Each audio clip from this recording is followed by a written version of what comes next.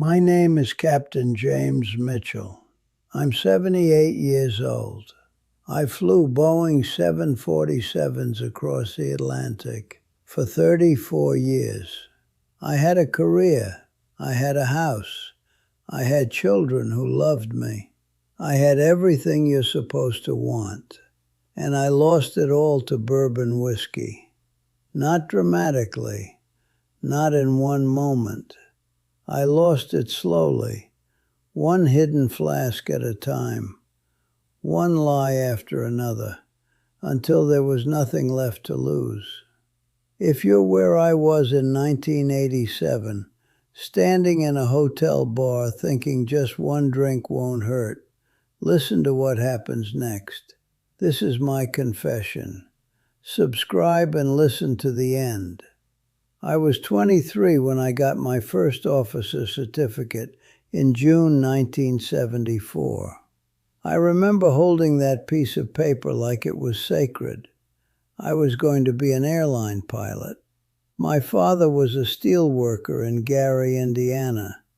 My mother was a school secretary, and I was going to fly. After ROTC at Purdue and the regionals, United Airlines called me in 1978. I was 30 years old.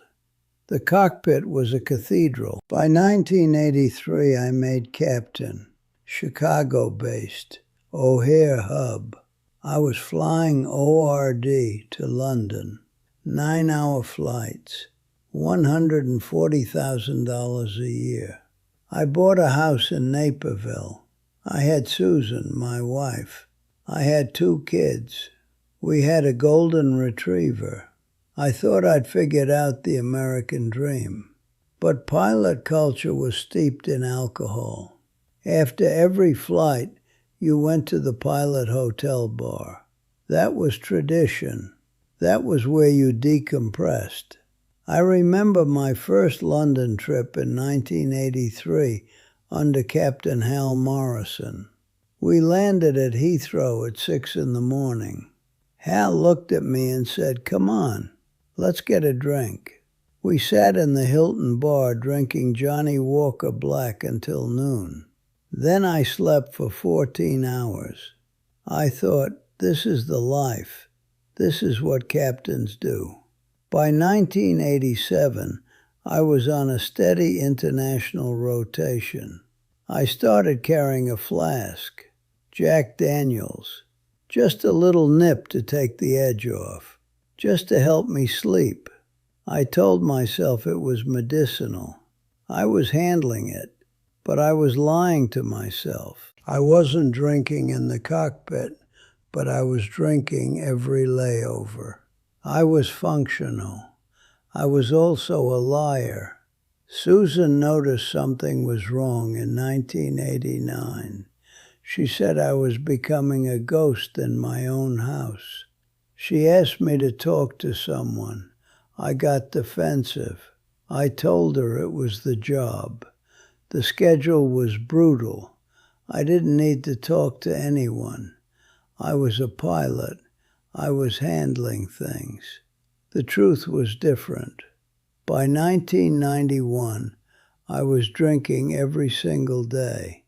I had a system. I wouldn't drink during the flight. Once we landed, my first thought was the airport bar. I'd use my ALPA credentials to get into the pilot lounges. I'd sit there drinking Maker's Mark or Wild Turkey, telling myself tomorrow I'd cut back. Tomorrow never came. By 1995, my marriage was falling apart.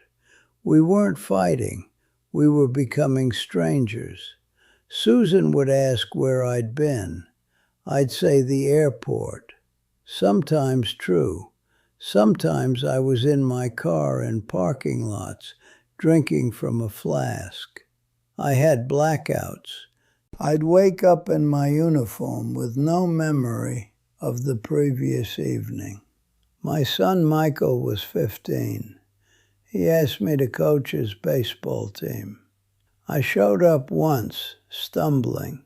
That's the word he used later, stumbling. My daughter Emily was 12, doing competitive swimming. I'd go to some meets. Sometimes I'd make excuses. My wife didn't force anything. We'd stop fighting. We were just occupying the same space. In 1998, United implemented more rigorous screening for senior pilots. I had to get my annual medical certificate. I'd been lying to my AME for years. When asked about alcohol, I'd say a beer or two with dinner. When asked about medications, I'd say nothing. But I had a relationship with a Chicago doctor who'd write me prescriptions for Xanax and Ambien. I'd use those to manage the drinking. Drink all day, then Xanax to come down, then Ambien to sleep. A vicious cycle. I passed my medical. The system was broken. But I knew it was only a matter of time. I kept flying. By 2000, I'd been captain for 17 years, 210,000 a year. I had the best routes. I had the most respect. I was also the loneliest man alive. I divorced Susan in 1999. We went through Cook County Court. Judge Patricia Hoffman awarded her primary custody. Michael and Emily were 18 and 15. They'd asked to stay with their mother. They didn't want to stay with me. I was a drunk. They'd seen what drinking did. They didn't want to watch it anymore. I signed the papers. I moved to a one-bedroom in Lakeview. The house went to Susan. She sold it in 2001. I sent child support checks. That was the extent of my relationship with my children. A check. That was it. The alcohol got worse because there was nothing to control it. There was no pretense. I didn't have to go home. I had blackouts lasting hours. I'd show up to work with tremors. My co-pilots knew. There was an unspoken code. You didn't report a pilot. You didn't rat out a brother. They looked the other way. I kept flying. Every day I was gambling with hundreds of lives. In 2004, I had a close call flying Chicago to New York. Marginal weather, low visibility, ILS approach into JFK. I'd been drinking in my hotel before the flight. 4 drinks at 10 in the morning. My co-pilot Robert Chen noticed I wasn't sharp. He asked to take the controls for the approach. He was professional. He kept it safe. I was terrified and grateful. Robert filed an ALPA report. The union investigated. They said if I went to treatment, if I acknowledged the problem, they could help protect me. They could keep my career intact. I went to rehab in Minnesota for 30 days in 2004. I was 56. I'd been drinking at that level for 15 years. I met other pilots there. A dozen of us with the same story. All of us had reached a point where flying would be taken away if we didn't stop. I got sober. 90 days, 6 months, 9 months. I thought I'd beaten it. I was arrogant about my recovery. By 2005, I was drinking again. Weekends first, then weekdays, then every day. Telling myself it was controlled. I was disciplined. I could keep it separate. I couldn't. I was fooling myself. By 2006, I was making small mistakes in the cockpit, procedural things, not following checklists precisely, slow on radio calls, getting frustrated with approach control. In March 2007, the FAA showed up. Random screening, blood test, urine test. I'd had 3 drinks the night before. 3 weeks later, United's medical office told me my results showed chronic alcohol abuse. My medical certificate was suspended. I was grounded immediately. Everything that had defined me for 33 years was taken away. I wasn't Captain James Mitchell anymore. I was a washed-up drunk. The investigation took 6 months. I wasn't working. United put me on unpaid leave. I had savings, but not enough. My ALPA representative tried to help. He said the union would stand by me. But when the FAA stepped in, when the government decided you were a safety risk, that was the end. I could take early retirement with a severance package. I retired in September 2007 at 59. I'd been with United for 29 years. They gave me a severance check for $250,000, medical insurance for a year, information about my pension, $7,000 a month starting at 62, Social Security after that. I should have invested it. I should have saved it. I drank it away. In 2 years, that $250,000 was spent on bourbon. My apartment got worse. I stopped cleaning. There was garbage, empty bottles everywhere. I didn't shower regularly. I looked like a homeless man with a roof. My SSI check every month became a lifeline I spent on alcohol. Michael called in 2009. He was 24 with a college degree and a tech job.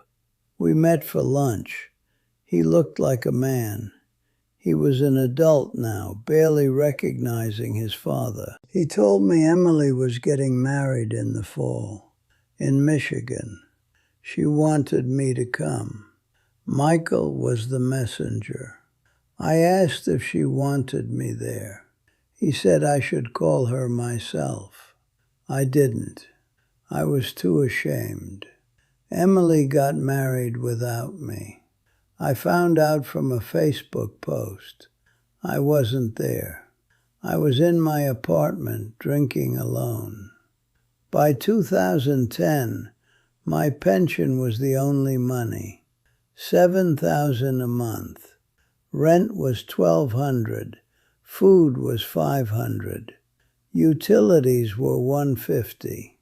I had money left for alcohol. I'd go to the liquor store with my AARP card. Cheap bourbon. Whatever numbed the pain most efficiently. By then I didn't want to drink. I had to drink. My body needed it. If I didn't, I got shakes. I got anxious. I started thinking about everything I'd lost. So I drank every day. Morning coffee with bourbon. Afternoon drinking. Night drinking until I passed out. I stopped going out. I stopped calling my kids. I became invisible. A 70-year-old phantom in a studio apartment in Chicago. My doctor, Patricia Alvarez, knew exactly what was happening. She'd look at me during appointments, asking how much I was drinking. I'd lie, say a couple drinks a week. Blood tests showed a man in liver failure. She'd give me information for rehabilitation. I'd throw it away. In 2014, I had a TIA, a mini stroke. My left side went numb. Terrifying. I called an ambulance. Northwestern Hospital ran tests. A neurologist said I'd had a stroke. A warning. Blood pressure 170/110. Liver showed cirrhosis. Kidneys functioning at 50%. I was slowly dying deliberately. The neurologist asked if I wanted to keep drinking. I said no. For 3 days I was terrified. I checked into rehab on Monday. I stayed 30 days. This time I had a reason. I was going to die. The doctor was clear. If I kept drinking at my rate, I had maybe 5 years, maybe less. I got sober again. 90 days, 6 months. I went to AA. I got a sponsor named Robert, 23 years sober, patient with me, understood that old and sober was different than young and sober. Young people could rebuild. I was 70. I could barely rebuild anything, but I could try. I was sober for 3 years, 2014 to 2017. 3 years without a drop. I got healthier. Blood pressure came down. Liver function improved. I joined a senior center. I made a friend named Walter. We'd sit on a bench and talk. He'd been an accountant, also alone. We'd have coffee and nothing in particular. In 2017, Walter died of a heart attack. I went to his funeral. Just me and a few acquaintances. Nobody from his family. Just people from the senior center. That's when I started drinking again. Tuesday, I bought 1 beer. Just one. Budweiser. It tasted like everything I'd forgotten. It tasted like numbness. By Thursday, I was back to drinking every day. By month's end, I was drinking the way I had before. All day, every day. I'd thrown away 3 years in 3 weeks. From 2017 to now, 2026, I've been drinking constantly.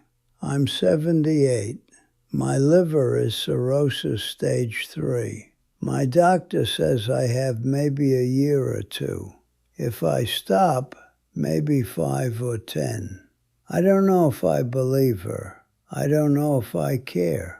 I don't leave my apartment much. My legs don't work. I have neuropathy in my feet. I can barely walk. I have a walker. I have a prescription bag from Walmart with 6 different medications. I'm a 78-year-old who can barely move, living on $7,000 a month, spending $2,000 on alcohol.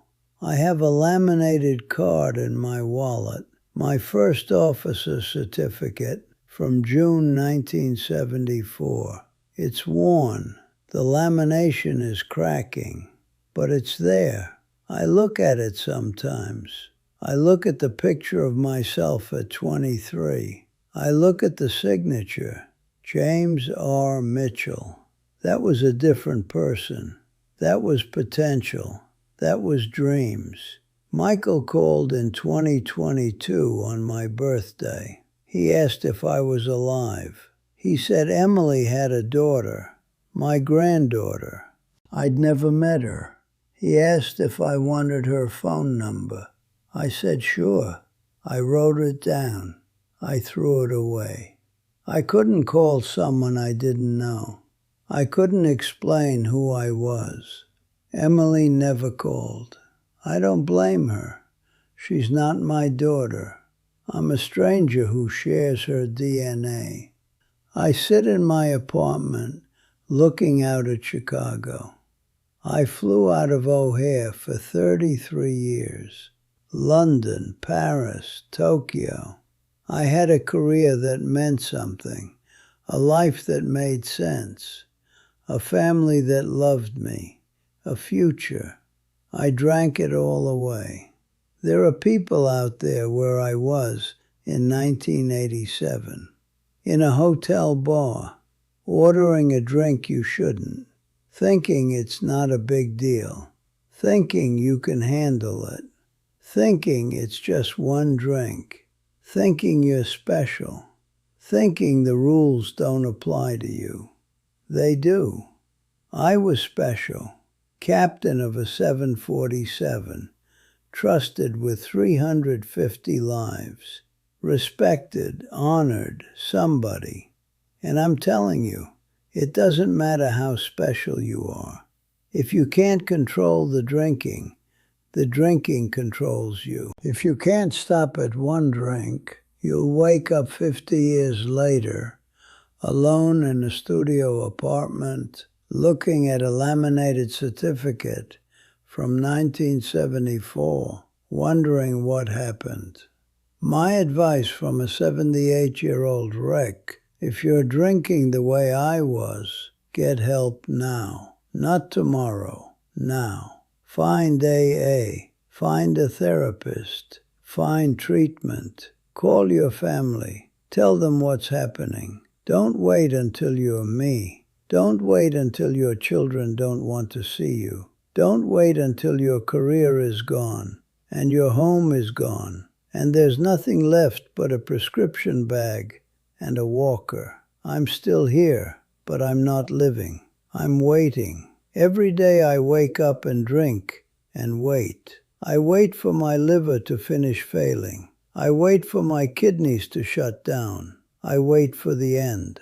I think about that 23-year-old who got his certificate and thought he'd have the greatest life. I think about what I could have been. I think about the man I was supposed to be.